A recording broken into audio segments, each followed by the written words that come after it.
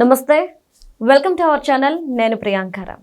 2024లో ఆంధ్రప్రదేశ్కి ఎలక్షన్స్ జరిగాయి. అప్పుడు వైఎస్ఆర్సీపీ ఓడిపోయింది, ఘోర పరాజయం. తర్వాత కూటమి ప్రభుత్వం గెలిచింది.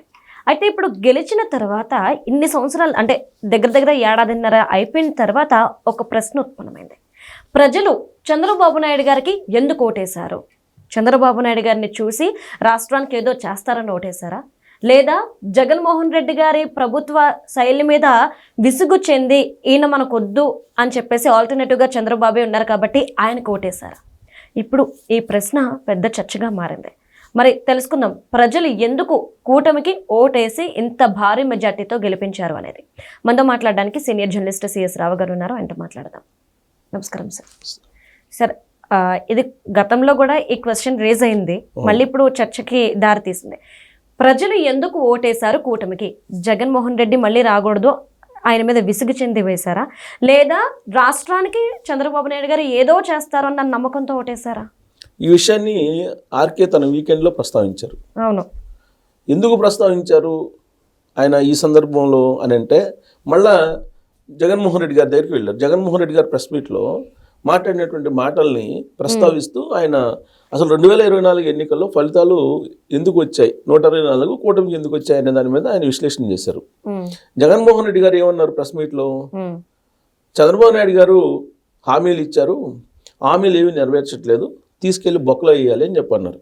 చంద్రబాబు నాయుడు గారిని, పవన్ కళ్యాణ్ గారిని, వాళ్ళని ఇదే మాట అన్నారు ఆయన. ఆ మాటను ప్రస్తావించారు కూడా వీకెండ్లో రాధాకృష్ణ గారు కూడా ప్రస్తావించారు. ఆ విధంగా అందరిని తీసుకెళ్లి జైల్లో వేయాలని అంటే భారతదేశంలో ఉండేటువంటి లేదా ప్రపంచంలో ఉండేటువంటి నేతలందరూ కూడా జైల్లోకి వెళ్తారు, ఏ ఒక్క నేత ఇచ్చినటువంటి హామీలను అమలు చేయలేదు అనేటువంటి అంశాన్ని ప్రస్తావిస్తూ మధ్యలో కొన్ని సెటైర్లు వేశాడు. ఏం సెటైర్లు అంటే, జగన్మోహన్ రెడ్డి గారు 2 గంటల 43 నిమిషాలు మాట్లాడారు ప్రెస్ మీట్. ఇంత సుదీర్ఘ ప్రెస్ మీట్లు జనరల్గా ఎవరు పెట్టరు, ఒక కేసీఆర్ తప్ప. కేసీఆర్ మాత్రం ఇలాంటివి పెడుతుంటారు, మధ్యలో కాకపోతే పిట్టకథలు చెప్తుంటారు ఇసుగు పుట్టుకున్న జర్నలిస్టులకి కేసీఆర్ గారు. కానీ జగన్మోహన్ రెడ్డి గారు ఆ పిట్టకథలు కూడా చెప్పకుండా 2 గంటల 43 నిమిషాలు పట్టు జర్నలిస్టులని విసిగిచ్చేశాడు అని చెప్పి సెటైర్ వేశారు. అసలు జర్నలిస్టులే కాదు, ఆ పార్టీకి సంబంధించినటువంటి లీడర్లే కొంతమంది ఈయన స్టార్ట్ చేస్తాడు, ఎప్పుడు ఆపుతాడో కూడా తెలియదు అని చెప్పి బోర్ ఫీల్ అవుతుంటారు. వాళ్ళల్లో పేరు నాని గారు ఉన్నారు. పేరు నాని గారు ఎప్పుడో ఏదో సందర్భంలో ఈయన స్టార్ట్ చేయడమే కానీ ఆపేది ఎప్పుడో తెలియట్లేదు అని చెప్పి ఏదో సెటైర్ వేశాడు అనే యాంగిల్లో పేరు నాని పేరు కూడా మెన్షన్ చేశారు ఎవరు, ఆర్కే గారు. సో ఇవన్నీ మెన్షన్ చేస్తూ ఆయన ఏమన్నారంటే, ఈ 2 గంటల 43 నిమిషాల్లో ఆయన కళ్ళు ఆర్పకుండా అబద్ధాలు చెప్పేశారు అని చెప్పి రాశారు జగన్మోహన్ రెడ్డి గారు. ఆయన చెప్పినటువంటి అబద్ధాలు కానీ లేదంటే ఆయన చేసినటువంటి వ్యాఖ్యలను కానీ విశ్లేషిస్తూ వస్తూ ఆయన ఇప్పుడు ఈ ప్రభుత్వాన్ని బదనామం చేస్తున్నారు, జైల్లో పెట్టాలి చంద్రబాబు నాయుడు అంటున్నారు. ఆ విధంగా జైల్లో పెట్టాల్సి ఉంటే ఫస్ట్ పెట్టాల్సింది ఎవరినంటే జగన్మోహన్ రెడ్డి గారినే పెట్టాలి. మద్యపాన నిషేధం అని చెప్పేసి 2019 ఎన్నికల్లో గెలిచాడు అతను. మద్యపాన నిషేధాన్ని అమలు చేయకపోగా పెద్ద స్కామ్కు పాల్పడ్డారు. స్కామ్కు పాల్పడి కూడా అది స్కామ్ కాదు, కావాలని పెట్టిన కేసులు అని చెప్పేసి దబాయిస్తున్నాడు. ఇంతకన్నా గడుస్తాను మరొకటి ఉండదు అని చెప్పి ఆయన జగన్మోహన్ రెడ్డి గారి గడుస్తానని వర్ణించాడు. ఎందుకు? ఒకవైపు ఏమో లిక్కర్ స్కామ్కు సంబంధించి తవ్వే కొద్దీ వస్తూ ఉంది బయటికి. ఎక్కడ దాకా వెళ్ళింది? సానాబాయి దాకా వెళ్ళింది. ఎవరి సానాబాయి? ముంబైలో డాను. ఏ డాను? ఆర్థిక డాను, బ్లాక్ అండ్ వైట్గా మార్చేటువంటి డాను. ఈ సానాబాయి దాకా వెళ్ళింది. సానాబాయి కుమార్లు రోణక్ కుమారు బ్రదరు చైతన్, వీళ్ళందరూ. ఇప్పుడు చైతన్ దొరికాడు, తర్వాత ఇప్పుడు రోణక్ కుమార్ దొరికాడు. చైతన్ కోసం ఎదుగుతున్నారు. సానాబాయిని కూడా పట్టుకొస్తారు. ఇప్పుడు పోలీసులు ముంబైలో ఉన్నారు.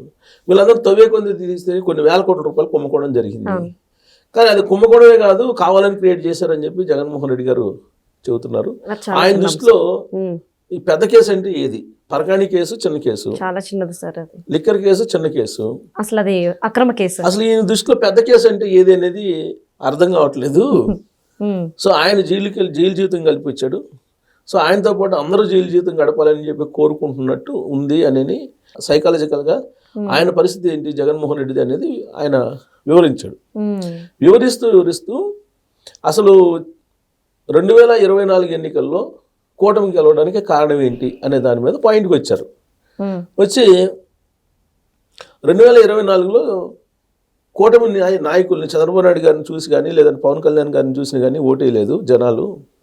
2019 నుంచి 2024 వరకు జగన్మోహన్ రెడ్డి గారు ప్రజల్ని భయభ్రాంతులకు గురి చేశాడు, అందరినీ జైల్లో పెట్టించారు, చాలామందిని భయపెట్టాడు.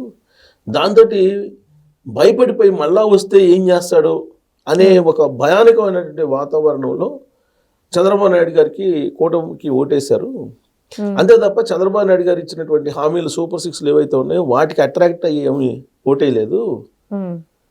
ఈ ఉచిత పథకాలు ఇచ్చి రాష్ట్ర ఆర్థిక పరిస్థితిని మొత్తాన్ని గందరగోళం చేస్తున్నాడు ఈయన చంద్రబాబు నాయుడు గారు. కాబట్టి ఆయన ఏదో అనుకుంటున్నాడు, ఆయన ఇచ్చినటువంటి హామీల కారణంగానే ఓటేశారు జనాలని. కాదు, జనాలు ఒకవేళ ఆ ఇచ్చినటువంటి హామీ మేరకు ఓటేశారు అనుకుంటే, లేదా హామీలు ఇవ్వనటువంటి వాళ్ళని లోపల పెట్టాలనుకుంటే జగన్మోహన్ రెడ్డి గారు చెప్పినట్టు జనాలను కూడా లోపల పెట్టాలి. ఎందుకు లోపల పెట్టాలి అని అంటే, ఎన్నికల సందర్భంగా డబ్బులు తీసుకోకుండా ఓటేయట్లేదు, వాళ్ళు డబ్బులు తీసుకుని ఓటేస్తున్నారు. కాబట్టి ఇప్పుడు వాళ్ళని కూడా లోపల పెట్టాలి, జనాలను కూడా, ఉన్న జైళ్ళు కూడా సరిపోవు అని చెప్తూ జగన్మోహన్ రెడ్డి గారు పెట్టినటువంటి హరాస్మెంటు ఆంధ్రప్రదేశ్ ప్రజల మీద గెలిపించింది కూటమి ప్రభుత్వం 164 స్థానాలతో. అంతే తప్ప ఈయన ఇచ్చిన హామీలు లేకపోతే ఈయన మీద నమ్మకంతో గెలిపించలేదనేటువంటి ఒక అభిప్రాయాన్ని వ్యక్తం చేశారు ఆయన వీకెండ్లో. అంటే ఇప్పుడు ఆయన ఉద్దేశం ఏంటి, ఇచ్చినటువంటి హామీల్ని మీరు అమలు చేయాల్సిన అవసరం లేదు, ఆ హామీలు చూసి మీకు ఓటేయలేదు, ఇది తెలుసుకోవట్లేదు చంద్రబాబు నాయుడు గారు అని చెప్పి ఆయన చెప్తున్నారు. తర్వాత స్ట్రాటజిక్గా జగన్మోహన్ రెడ్డి గారు ఇరికిస్తున్నాడు కూటమి నాయకుల్ని. హామీలు ఇచ్చారు, ఆ హామీలు నెరవేర్చట్లేదని చెప్పేసి పెద్ద ఎత్తున ప్రచారం చేస్తున్నాడు. సో ఆ ట్రాప్లో ఇప్పుడు ఉన్నట్టు ప్రభుత్వం పడిపోతుంది. కాబట్టి ఎవరు అడిగారు హామీలు ఎవరు అడగలేదు, ఆ హామీలు చూసి ఓట్లు ఎవరే లేదు అనేది ఆయన చెప్తున్నారు. అంటే ఇండైరెక్ట్ గా హామీలని ఇవ్వాల్సిన అవసరం లేదని చెప్పి చెప్తున్నారు. ఈయన ఒక జడ్జిమెంట్ చేశారు, మీరేం చేయక్కర్లేదు, ప్రజలే మిమ్మల్ని గెలిపిస్తారు అని. జగన్మోహన్ రెడ్డి గారిని మీద విరక్తి చెంది భయపడిపోయి జగన్మోహన్ రెడ్డి అంటే మీకు ఓట్లు వేశారు అంతే తప్ప మీరు ఇచ్చిన హామీలను చూసి ఓట్లు వేయలేదు అని చెప్పి చెప్పుకొస్తున్నారు ఆయన. సో పైగా ఓటర్స్ ఆ రోజు ఎలక్షన్ అప్పుడు డబ్బులు ఎవరిస్తే వాళ్ళకి ఓటేస్తారు. సో కాబట్టి వాళ్ళని కూడా డబ్బులు ఇస్తేనే ఓటేస్తున్నారు, కాబట్టి వాళ్ళకి కూడా ఇచ్చినట్టు హామీలు నెరవేర్చాల్సిన అవసరం లేదు అనేటువంటి ఒక అభిప్రాయాన్ని రాధాకృష్ణ గారు వ్యక్తం చేశారు. ఒక విధంగా ప్రజలకు కూడా చెంపపెట్టలాంటిదే అని చెప్పారు. అలా ఎలా చెప్తారు? చంద్రబాబు నాయుడు గారు సూపర్ 6 నేను అమలు చేస్తానని చెప్పాడు, అమలు చేస్తున్నారు ఆయన. చెప్పన కూడా చేసి చూపిస్తున్నారు. చెప్పనే కూడా ఇప్పుడు ఉచిత బస్సు, సిలిండరు, తర్వాత తల్లికి వందనం, అన్ని పెన్షన్లు అన్నీ అమలు చేస్తున్నారు కదా. భారతదేశంలో ఏ రాష్ట్రంలో అమలు చేయని విధంగా పెన్షన్లు అమలు చేస్తున్నారు. 4,000 రూపాయలు ఇస్తున్నారు నెలకి. ఇప్పటివరకు 50,000 రూపాయలు ఒక్క పెన్షన్లకే ఇచ్చారు ఈ 14-15 నెలల్లో. ఆయన అమలు చేస్తున్నారు, సంక్షేమ పథకాలు అమలు చేస్తున్నారు, రాష్ట్రాన్ని అభివృద్ధి చేస్తున్నారు. మధ్యలో రాధాకృష్ణ గారు అసలు మీరు గెలిచింది అందుకు కాదని చెప్పి చెబుతారు. చంద్రబాబు నాయుడు గారి మీద నమ్మకం లేకుండానే ఓటేశారు జనాలు. ఆయన అనుభవం ఉంది, ఆయనకి రాష్ట్రాన్ని ముందుకు తీసుకెళ్లేటువంటి సత్తా ఉందని చెప్పి నమ్మి ఓట్లేసినటువంటి వాళ్ళు ఉంటారు. తటస్థ ఓటర్లు అందరూ వాళ్ళే ఉంటారు. అంతే తప్ప జగన్మోహన్ రెడ్డి గారు భయపిస్తే తటస్థ ఓటర్లు భయపడరు. ఇప్పుడు సపోజ్ నేనే ఉన్నానండి, నా మీద కేసు పెట్టాను, నేనేమో భయపడతానా? జగన్మోహన్ రెడ్డి గారు హయాంలో జగన్మోహన్ రెడ్డి గారు ముఖ్యమంత్రిగా ఉన్నప్పుడు నా మీద కూడా కేసు పెట్టారు, నేనేదో వీడియో చేశానని చెప్పి. అంత మాత్రం చేత భయపడ్డాం కదా, ఇంకా 10 వీడియోలు చేసాం. అప్పుడు ఆయన అధికారంలో ఉన్నప్పుడే ఇంకా 10 వీడియోలు చేసాం. కేసులు పెడతారా పెట్టండి అట్లా తటస్థ ఓటర్లు ఎప్పుడు కూడా భయపడ్డారు. తటస్థ ఓటర్లు ఆలోచించేది ఏంది? రాష్ట్రం అభివృద్ధి, రాష్ట్ర ప్రయోజనాలు, భవిష్యత్తు, దీని గురించి ఆలోచించి ఓట్లేస్తారు. సో చంద్రబాబు నాయుడు గారి అనుభవం, ఆయనకు ఉన్నటువంటి బ్రాండ్ నేము, ఇవన్నీ కూడా రాష్ట్రానికి పనికొస్తాయి. రాష్ట్రంలో రాజధాని లేని రాష్ట్రంగా ఉంది అని ఆలోచించి ఆయనకు సపోర్ట్ చేశారు. విదేశాల నుంచి కూడా వచ్చారు చాలామంది. ఎందుకు వచ్చారు? విదేశాల్లో ఉండేవాళ్ళు జగన్మోహన్ రెడ్డి ఏమైనా భయపించడం ఏంటి? కాదు కదా. సో ఆ విషయంలో రాధాకృష్ణ గారు ఎందుకో మిస్ అయింది. ఆయన రాసే దాంట్లో ఎక్కడ మిస్ అయినట్టు అనిపిస్తుంది నాకు. సో ఇప్పుడు జగన్మోహన్ రెడ్డి గారు ఏమో నేను ఎందుకు ఓడిపోయినా నాకే తెలియట్లేదు, ఈవీఎంలు ఉన్నాయి, ఢిల్లీలో పెద్దవాళ్ళు ఉన్నారని ఆయన అంటారు.